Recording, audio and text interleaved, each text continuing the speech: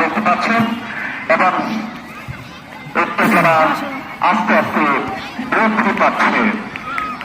11 নম্বর কার্যকরিতা খেলোয়াড় এবং কাপাসী মডেল সরকারি প্রাথমিক বিদ্যালয়ের খেলোয়াড় তারা কিন্তু মারা যাচ্ছে আড়ালিয়া সীমান্ত এবং বর্তমানে ক্যাপ্টেনের শেষ পর্যন্ত কিন্তু চমৎকার ভাবে আড়ালিয়া সরকারি প্রাথমিক বিদ্যালয়ের গোলকিপার সে কিন্তু বলকে আবারও প্রতিহত করেছে এবং মাঝে মাঝে পাঠিয়ে দিয়েছিল।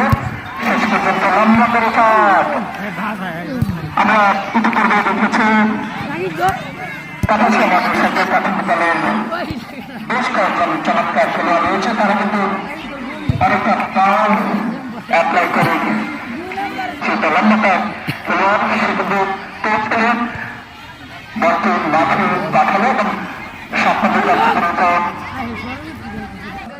আমাদের এই ফুটবল খেলাটা ছিল 2024 সালে ফুটবল টুর্নামেন্টের আজকের উপজেলার যে খেলাটা সেটা বালক এবং বালিকা দলের আজকের এই কাপাসিয়ার ফাইনাল খেলা অনুষ্ঠিত হচ্ছে।